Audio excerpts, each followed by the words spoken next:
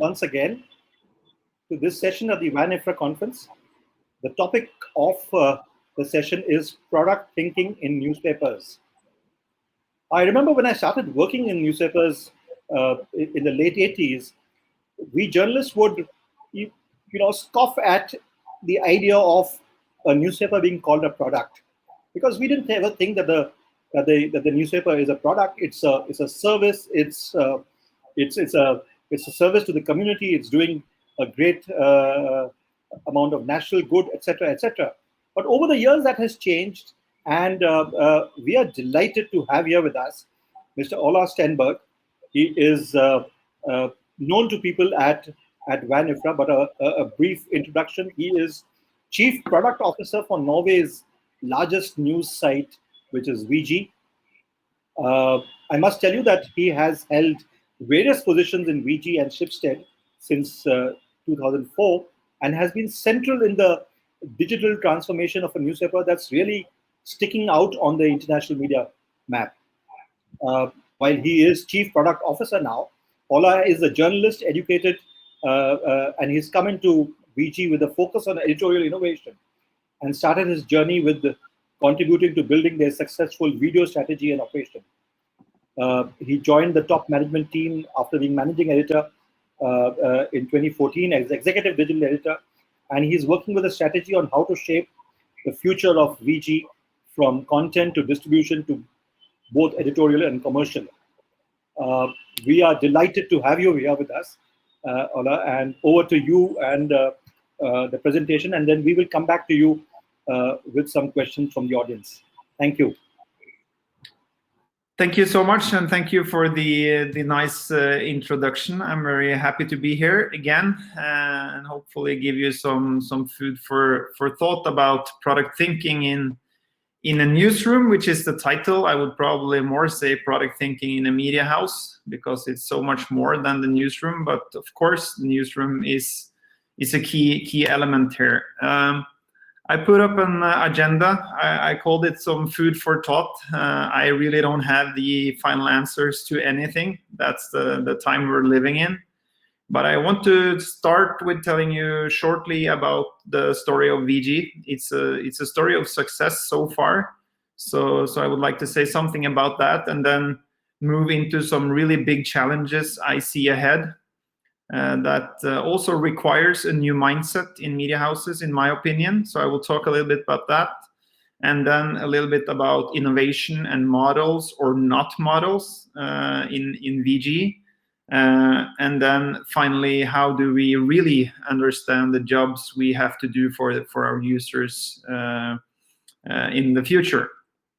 So let's start with the short story of VG.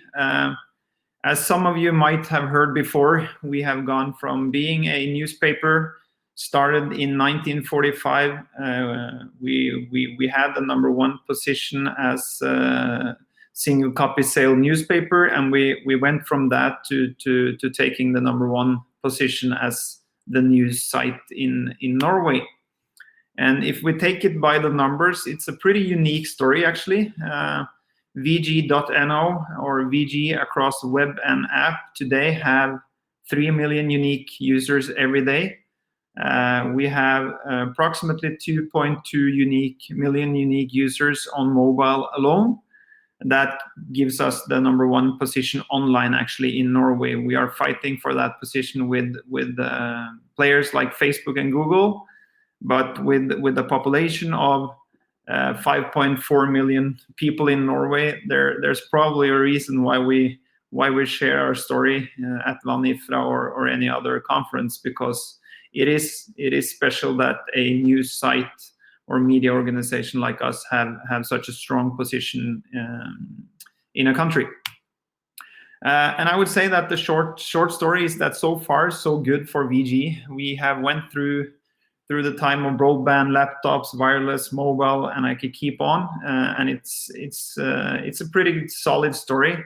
We managed to do well through those kind of different digital eras. And today we are not at the top, but on our best days, for example, when we had the Corona outbreak, we had almost 5 million people reading VG in one day. So basically everyone in Norway came to our site. So we can still get more users every day, but on the big days, we are the place to go for news in Norway. To go from that to some big challenges I see ahead, because it's gone well so far, but in my opinion, we are seeing some big problems more clear now than if you go 5 years back. And I guess you will not be very surprised when I say that the big challenge is demography and the young users. It has always been difficult to reach young users, but I would say that it's more difficult now than ever. As you can see here, this is our users in the age of 15 to 24, which we look at as a very important group. You can see that our average is around 200 or a little bit about 200,000 young users every day. But you can also see a peak there around April, around the Corona outbreak, where we had more like 500,000 people in this segment. So the potential is there, but they're not with us every day. And you can ask, why is it like that? My version of that story is kind of simple, because our average user on VG is male 47. So if you look at the numbers for VG, 3 million unique users every day, it's a solid story. But if you go into the demography, it's not that solid, because our average user is male 47. He is born in 1973. That means he was 20 years in 1993. That kind of grew up with a newspaper, with a linear world, while the young user, which we want more of, is a way different person. This is a person born in 2000. She is grown up with Facebook being launched, with YouTube being launched, with iPhone's arrival, with Instagram being launched, with Snapchat, TikTok, and I can probably continue. So what is good enough for him on VG, and will probably be it forever, is not even close to good enough for her. At least she has way different expectations to what we give you in our product. And I believe that it will only get worse. If I look at my kids, I have 2 boys. They are 8 and 12. They ask me all the time why I say smart TV or flat screen. For them, there's nothing else out there. They've never seen that big TV that I'm referring to, and the reason why I'm saying flat screen or smart screen. So we have way different mindsets in our users here, and this is really, really important to understand and take seriously. So again, if you look at our front page, the success story of VG, again, what is good enough for him? He don't ask any questions about this front page because it looks good. We have kind of taken away a lot of hurdles through many years for this user. It's a way different story for her, because she's used to TikTok, Instagram, and the story format and so on. So the young users entering VG in the future will probably ask some questions about the user experience here. So this is a very important focus for us. And we try to ask ourselves if we are doing too much of the same today as we did in 2006, because I found some old insight. And as you can see here, in 2006, our average user was 30 years old. So they are getting older in line with the news site getting older. So what we kind of have to be careful about is that when we're doing A/B tests on VG, is male 47 winning all the time? And we kind of don't see the young users because they're not there. So this is something that we really care about and try to organize ourselves to be better at in the future. One thing that is really important then, in my opinion, is that we need a new mindset. And I guess it starts with the fact that in VG, and I guess that's for a lot of other media outlets as well, we are still working in silos. Even though we're talking about being better to see everything as one, we are still silos. And that you can see if you enter our product and you start to go around, you will see that not everything is tightly connected. But if you go to the user and when we meet users, for them, everything is just VG.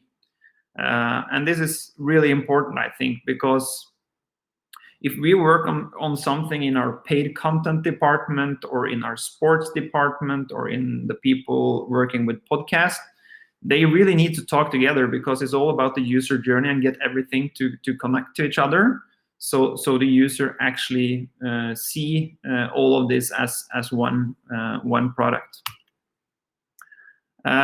In that, there is especially one thing that I see as very, very important. And I ask the question to all of you, how good are you at this? Some is very good. My honest story from VG is that too often we haven't been very good at this. We're trying to get better. And I see that too many skip this part. And it's all about meeting the users. You have to physically meet the users. You cannot only look at your qualitative data. You need to have the quantitative data as well. So instead of going to my people with a lot of bad ideas, we try to emphasize with the user first and gather insight. And first, when we have that insight and have done that kind of empathize phase with the user, we should define problems and hypotheses. You are so much better suited to define what's the problem for the user, what's the job you're going to do, if you have done that first phase. And you should ask a bunch of questions. I've lined up some of them here, but really, really important. What problem are you solving? What's the job to be done? Who does it solve a problem for? How many do we solve something for? What is the alternatives for this problem? Why is it us that have to solve this? Why now? And so on. Really, really important part of fixing the future, in my opinion. Is it easy? It's not, but if you start meeting the users, you will move so much faster forward, and you will spend your time so much better. And then when you have done that, as you can see here, you can start to really generate ideas. You can prototype something, you can start to test it, and you can do it all over again and probably end up with a better product. But then you also, in your organization and in your culture, you need to bring everyone along for the ride. And I would say that especially product tech and UX people are pretty good at this. And they've been that for years, but we need to get everyone on board on this way of thinking if we are to succeed also in the future, because as I said, the demands will be so much higher from the users in time to come. And then there's another thing that we're also talking a lot about, and that is that we need to talk more about outcome, not output. Historically, at least in VG, it's been easy to order features from either it's a journalist or a manager or a top executive, but formulating it as a problem is harder for some reason. So we're trying to ask people to formulating problems, because if you do that, you open up creativity in a whole different way. And it also lets us measure our efforts in a much better way. So more about outcome and not output. For everyone who has read Marty Kagan, this is really core, and we also truly believe in this way of working. And then something that we have called the Holy Trinity here, also kind of basic product theory, but it's so important, and I have to bring it in here as well. Product tech and UX are there for a reason in so many companies all over the world, and it's about three things. It's about the user needs, what we call the desirability. It's about the technical part of it. Is it feasible? Feasibility. Is it technically possible? How long time will it take to build this? Is it even possible? You have to figure that out as early as possible. And then also, of course, the business part of it. Will we earn money out of this? The viability. So this is something that we also haven't been that good at, I would say, at least in the first chapters of our success. But from a couple of years back and now towards the future, this is core for us, and we try to stress this every day. And then you can also say, as I mentioned a little bit there, is it like product and tech, UX, research, all those people are working perfect and everyone else is not joining us? Yeah, maybe that's the everyday life for you in your newspaper, but then I would also say that it's your responsibility to get them on board and get them into that thinking and start working together with one mindset, because we all have the same goals. If you sit around the same table, you will probably see that we want the same thing, all of us. And from VG side of things, I'm kind of chipping into our product strategy here. For us, content relevance, to kind of create something relevant for the user so the user can experience value over time, that will in the end give us loyalty and customer satisfaction. And that is the same for us in product and tech as it is for the people working with user payment, people working in the newsroom, working with marketing or whatever it is. So we have the same goals, and then we also need to work the same way. In VG, we have tried to solve this within something we call mission teams. I'll just do that quick for you, but this is also core for us, because to kind of fix all of those things I went through, we saw that working in mission teams is a good thing for us. What we do there is that we work with a mission for 3 weeks, then we have a 4th week of detox. So we kind of enter one problem, working on that for 3 weeks with goals and milestones. And if we don't fix it within 3 weeks, we will start another period of mission. A key thing here is that we start every mission with asking some questions. So if anyone in the organization have a mission they want to solve, we ask them to answer what is the problem we're solving and for who. Why is it critical to solve right now? How will this contribute to our objectives and key results, to our kind of must-win battles in VG or Schibsted? And when do we succeed and how will we measure it? If we have these in place, again, we will get so much faster to the goal and hopefully a better user experience. And then a little bit about the team. A team should reflect the task you wanna solve. So a mission in VG will typically contain roles like a mission lead. Don't have to be a product manager. Could be a journalist, but someone that can own the problem. And then you of course chip in with developers and product designers. You should have data there. Always have data there. And then in the end, you chip in resources that is relevant for that task. If we're working with something within the newsroom, it should be editorial people there. We should have customer experience people there. We should have business people there if that's relevant, and so on. So kind of moving from mindset to how we work in VG. And I was asked before this presentation, can you tell us about your innovation model? Unfortunately, I don't have one model to give you. I would more describe it as a little bit chaotic in VG. But in my opinion, and I guess this history of VG also tells the story that chaos could be great innovation. A kind of text-heavy slide here, but I just wanted to show you how we're stacked with teams in VG. From the product and tech side, we have a main team that kind of handles all the big things for us. We're not putting everything in that team, but in different product and tech teams.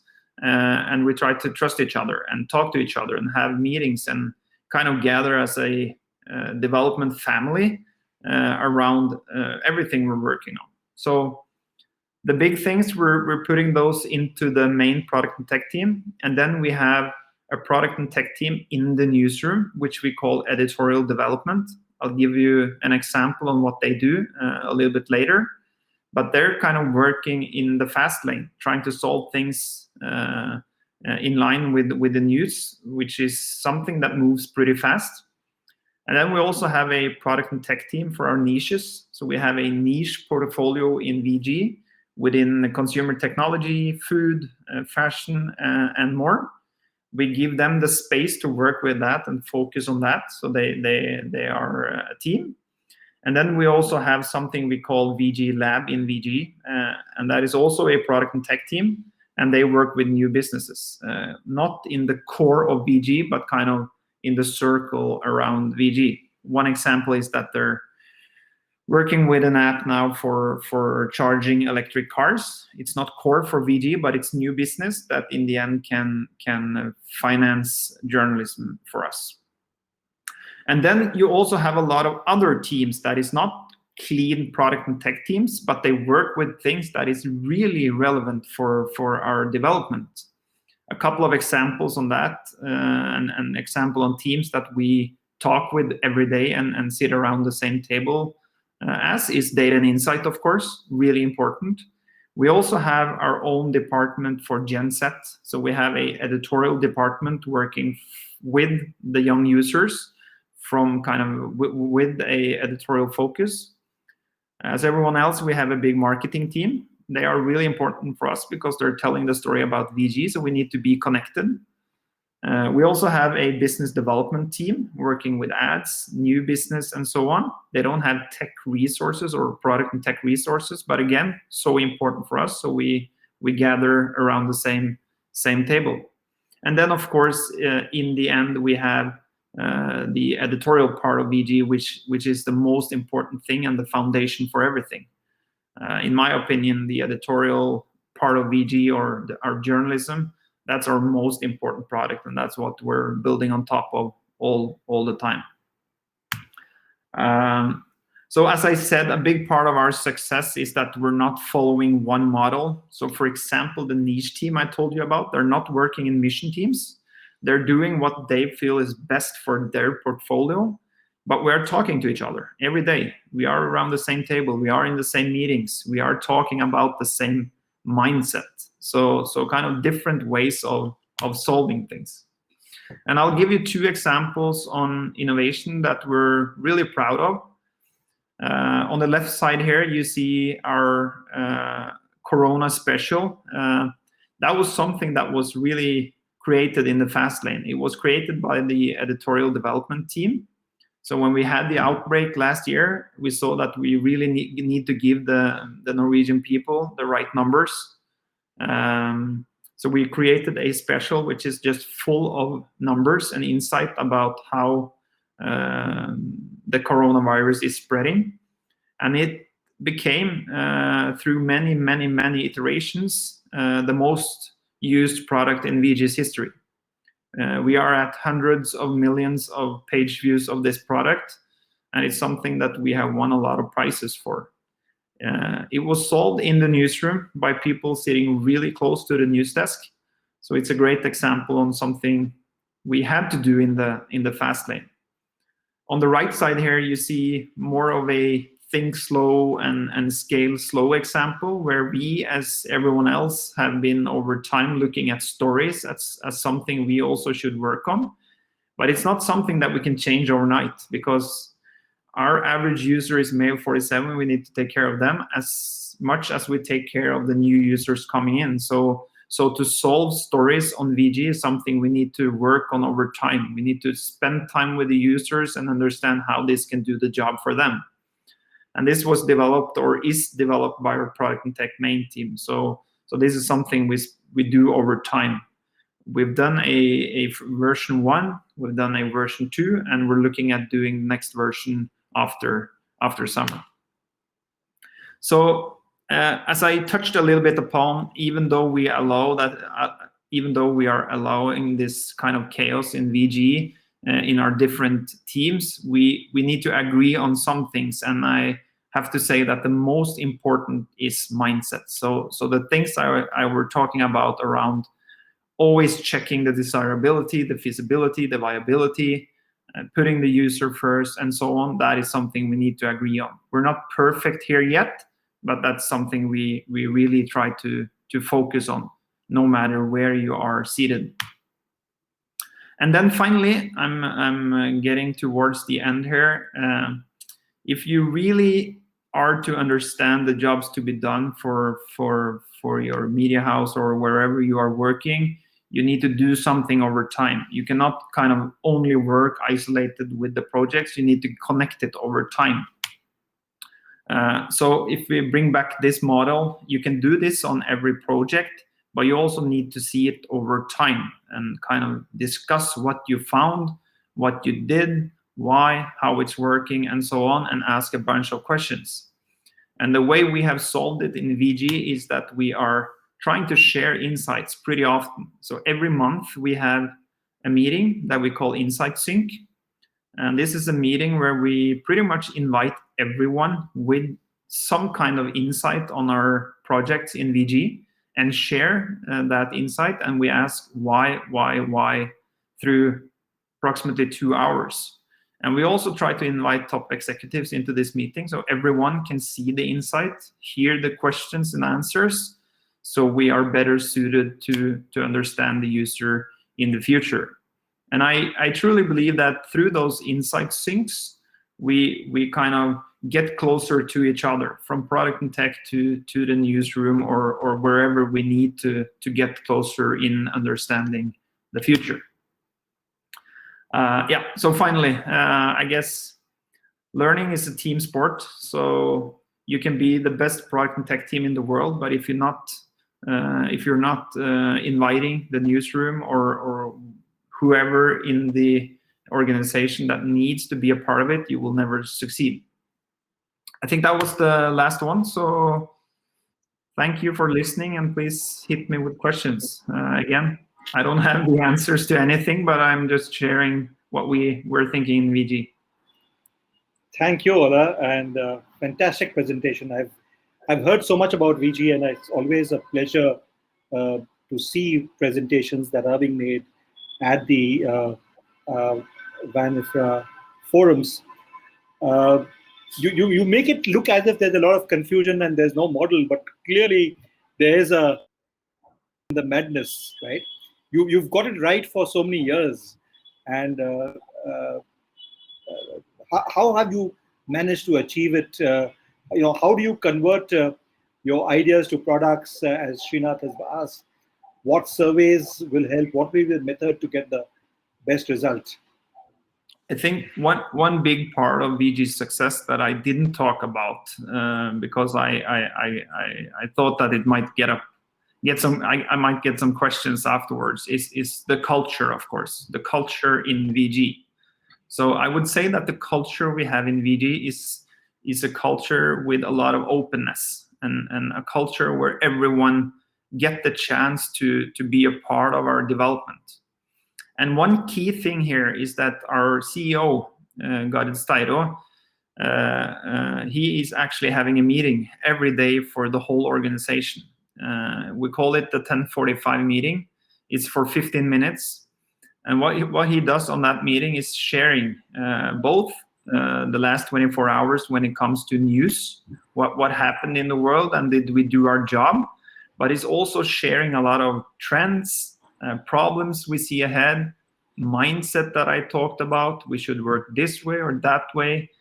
And in that kind of meeting, everyone can raise their hand and ask questions, bring a good or bad idea, and we'll take it from there. So I would say that that's a big part of the success, actually. A meeting that has been there for many, many years, that gets us closer to each other every day because it's recurring. We're getting into that meeting every day at 10:45. So you kind of get the focus and you get people's attention through pretty much every week, the whole year, through many years. This is attended by everyone in the newsroom, in the company? It's attended by pretty much everyone in the company that is not in another meeting. So of course you cannot get 100% of your organization in that meeting every day. But when we were at the office, We had everything from 50 to 150 people watching that meeting physically every day. And through Corona, we've continued to have that meeting, but then of course digitally. So it's a very popular meeting, and it's, as I said, a really important meeting because we get to talk to each other every day about the big problems.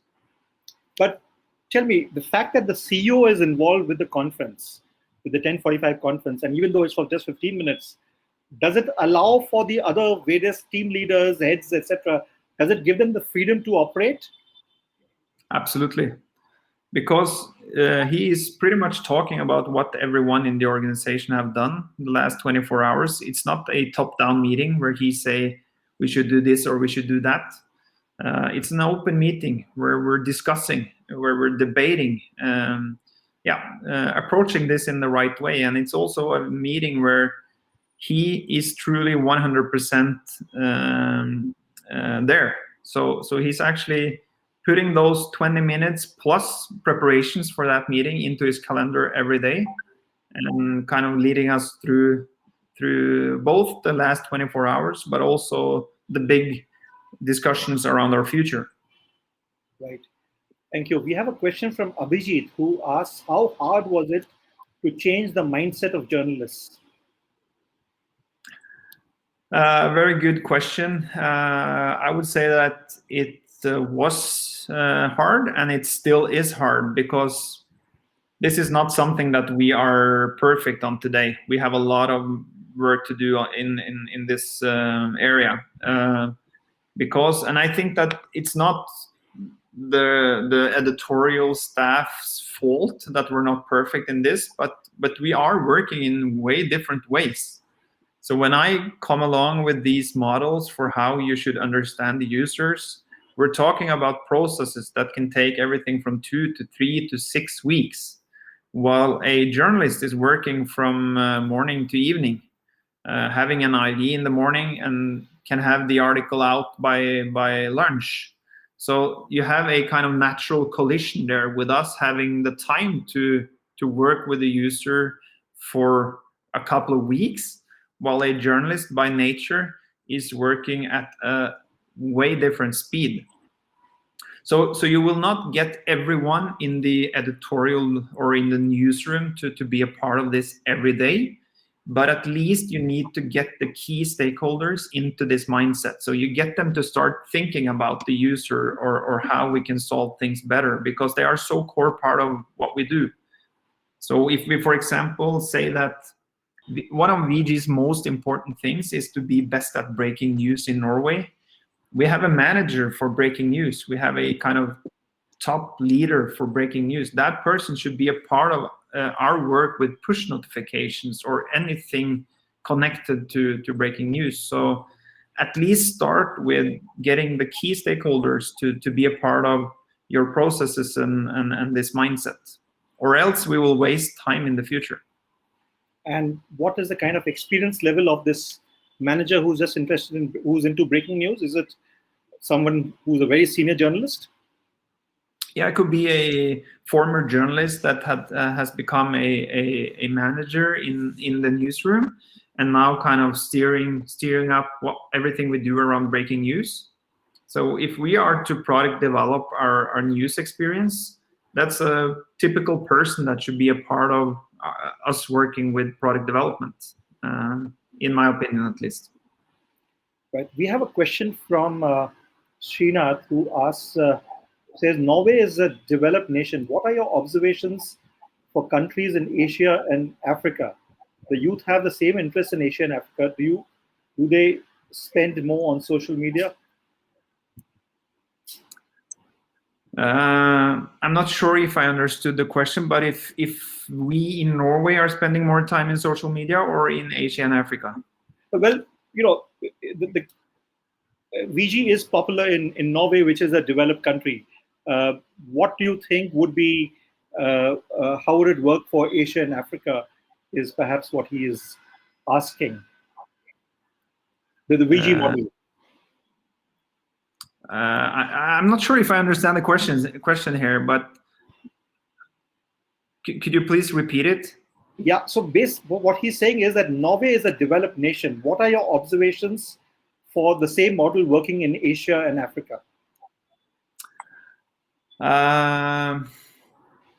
It's a difficult question for me to answer, but I guess for everyone, no matter where you are in the world, to kind of put the user first, if we take that part of it out, it can be implemented wherever you are in the world. Because if you only look at your data, your quantitative data, you will get problems, because you need to also fully understand your users and the job to be done for the user.